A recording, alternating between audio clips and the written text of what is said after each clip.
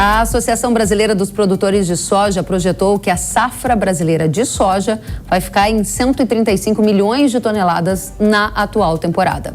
A estimativa é uma das mais baixas do mercado. Consultorias privadas trabalham com números entre 143 e 155 milhões de toneladas. Já o governo estima uma produção de 155 milhões de toneladas. A AproSoja Brasil revela que esse número foi projetado com base em dados colhidos pelas 15 AproSojas regionais. E nesta semana, o preço da soja atingiu o menor patamar desde agosto de 2020. O indicador da soja CPEA-Exalc Paraná apontou preços ao redor de R$ 116 por saca. Só neste mês de janeiro, a queda acumulada é de 15%.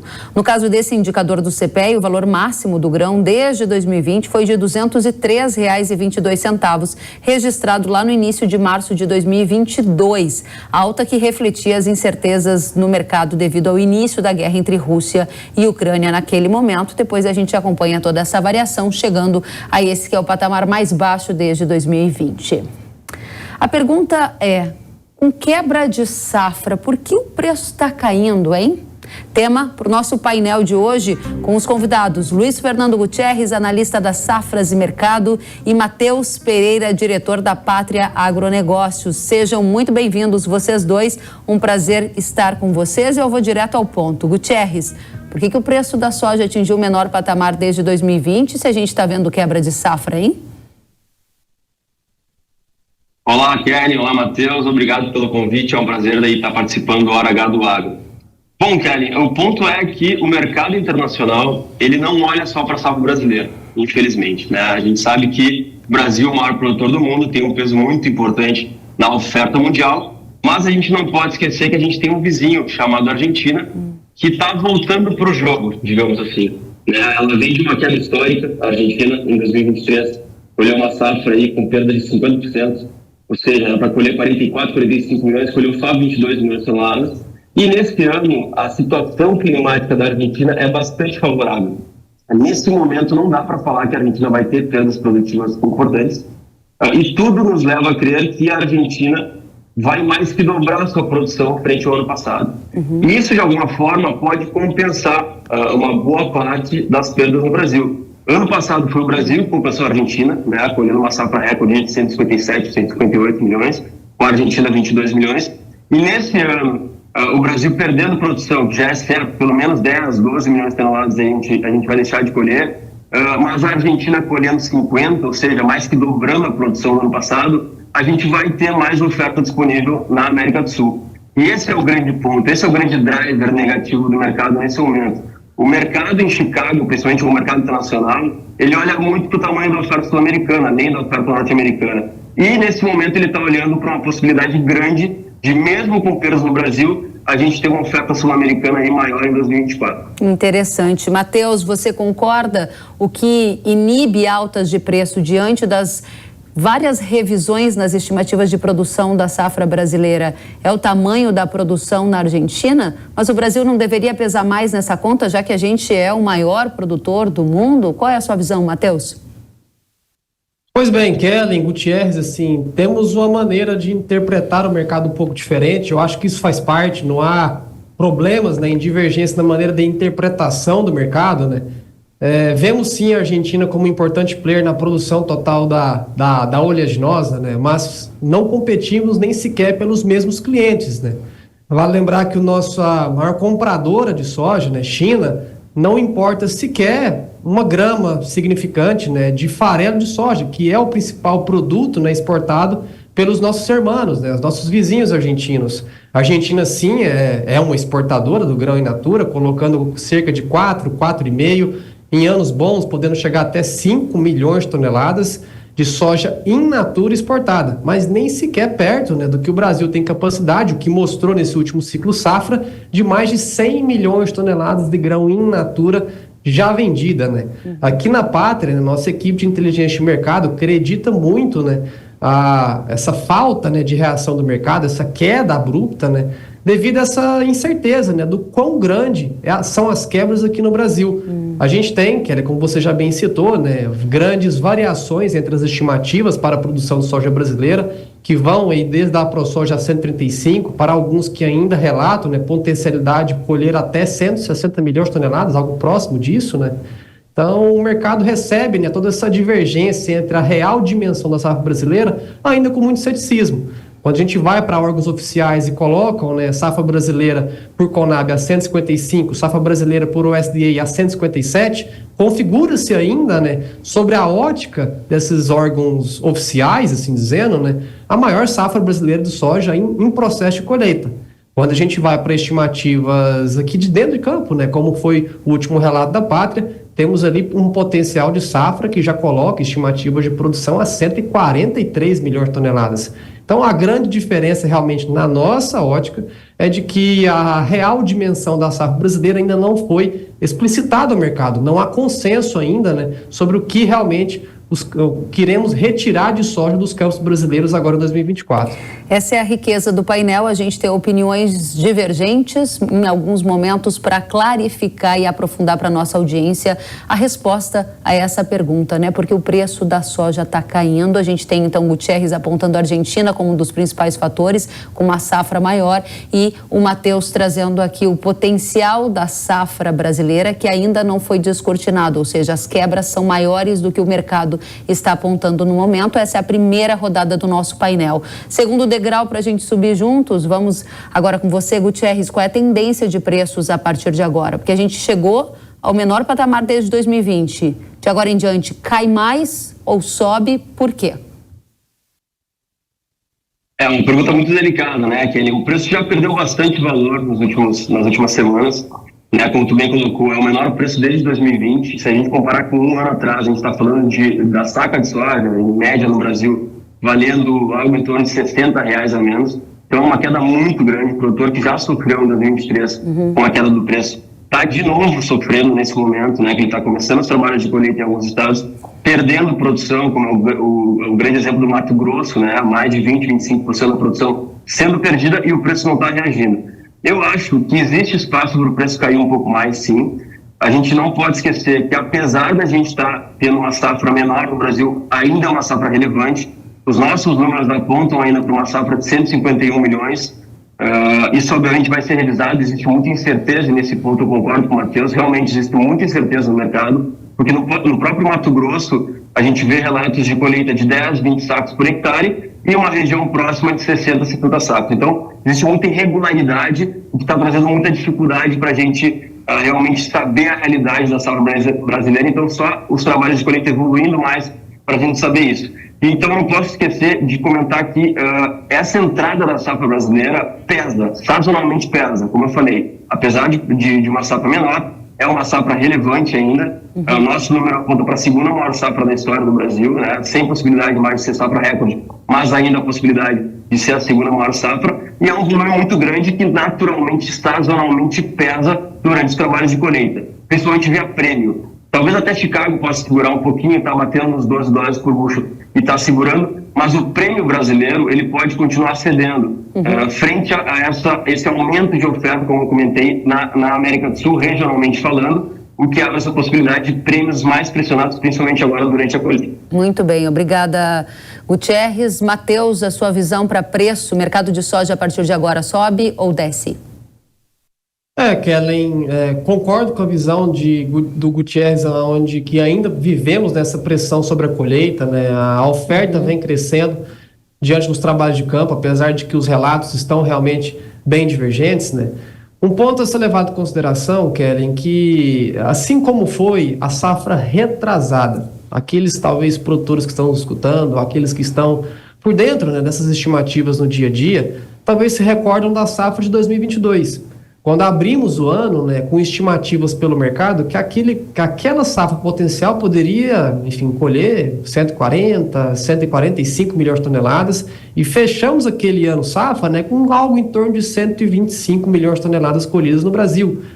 Então, naquele mesmo momento, né, quando se tratava, se a gente estivesse tendo essa conversa há 2 anos atrás, nesse mesmo momento, a gente estava falando talvez de pontos semelhantes, né, onde a quebra do Brasil estava incerta, os preços do Brasil estavam em plena queda, e apenas com mais volume de colheita, né, que o mercado começava a criar aquela conscientização. Nós aqui da Pátria enxergamos que o caminho pode ser bem parecido, que vivemos, né, há 2 anos atrás, aonde quanto mais colhido a soja brasileira esteja, né, mais explícito fica, né, toda essa problemática que se vive em campo.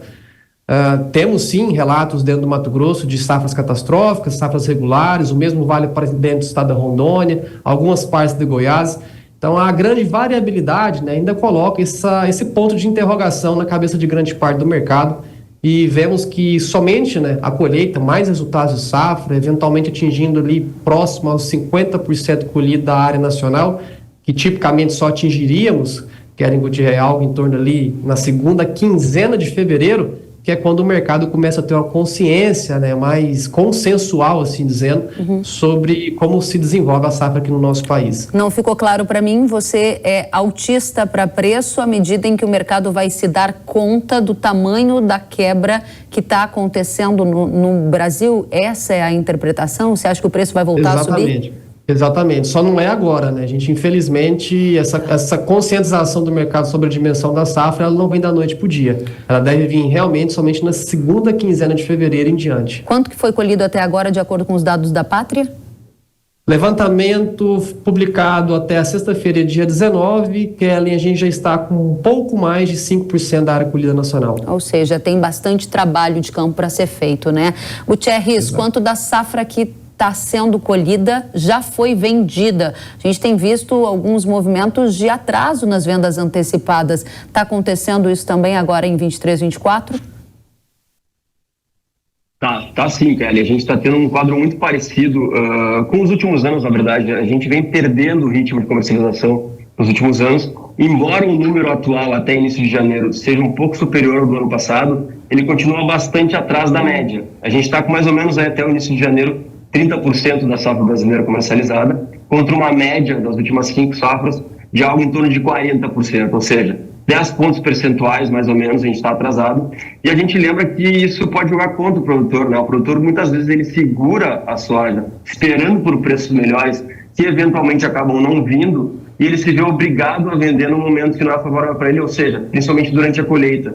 E aí, quando o produtor está segurando muito a soja e vê uma oportunidade de mercado, ou seja, o preço melhora por algum fator, seja Chicago, seja câmbio, ele vai ao mercado vender por necessidade, mas ele tem que entender que não é só ele que vai ele e mais vários produtores, e isso impede, isso ajuda o preço a continuar pressionado de alguma forma. Então, o atraso na comercialização, principalmente em anos de risco como esse, que a gente vem comentando há um bom tempo, uma possibilidade de produção sul-americana maior e tudo mais, eu entendo ser uma estratégia, de certa forma, errada, porque ele compra muito risco para si e fica à mercê do mercado em momentos de pressão de entrada de safra, por exemplo, como o que a gente está tendo agora. Muito bem, esse é um fator, então, que corrobora a sua análise baixista para preço de soja, além da Argentina, da segunda maior safra de soja do Brasil. O atraso na comercialização antecipada também vai na mesma direção da sua análise, né, Gutierrez?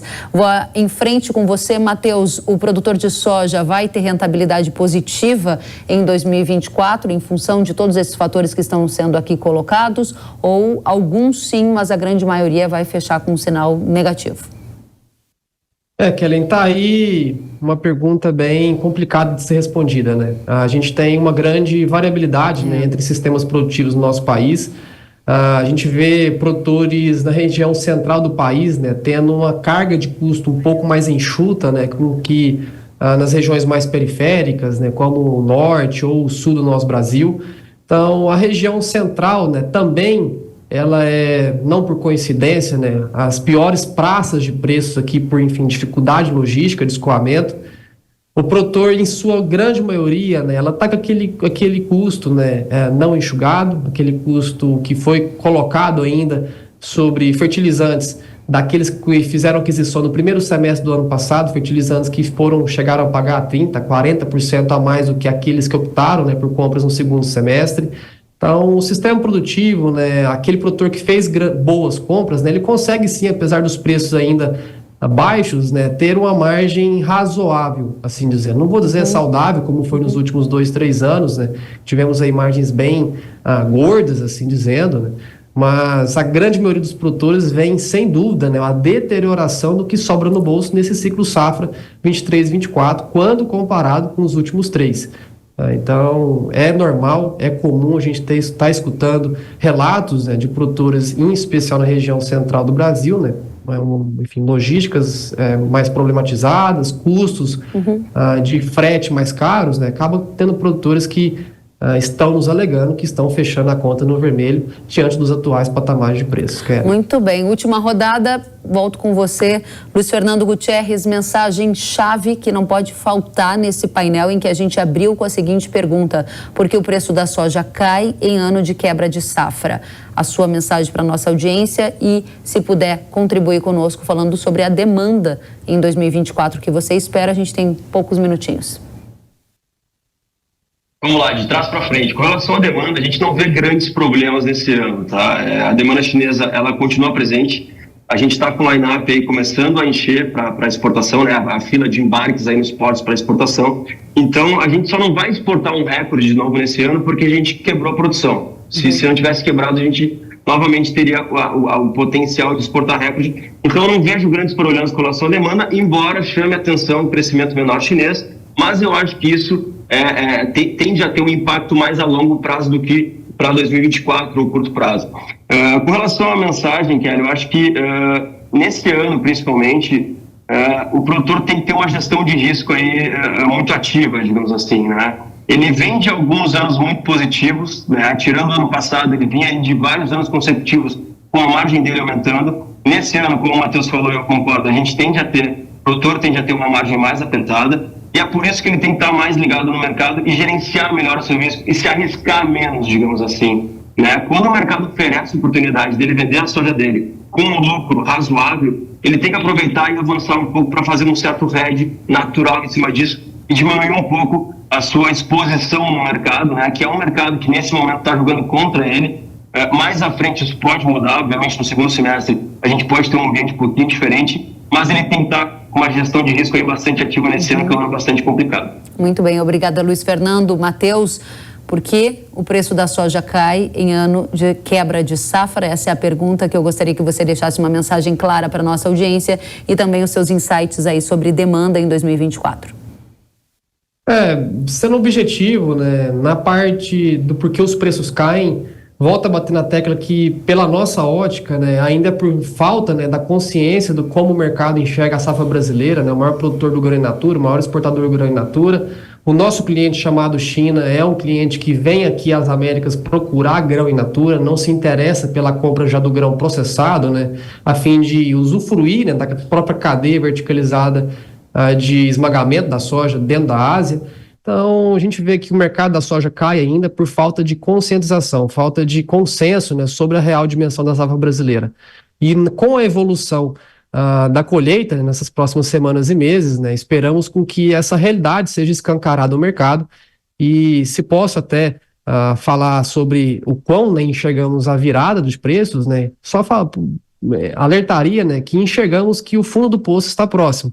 Realmente, tanto Chicago quanto o Prêmio já tirou bastante preço da soja brasileira, né, desestimulando a venda futura dos produtores no Brasil, que tem retraído, né, o interesse de venda, e acaba que nas próximas semanas, com relatos e com essa apatia do interesse na comercialização, enxergamos o mercado se reconstruindo, né, em novas altas. Em relação à China, Kellen Gutierrez, a gente concorda plenamente, né, de que esses dados iniciais da China, eles pouco deverão refletir, né, no interesse, no apetite, né, na fome que a China tem em fazer a aquisição da nossa soja, até porque quase que 100% do nosso produto, né, do nosso grão in natura, vai para a China para abastecer a cadeia pecuária, né, ração animal.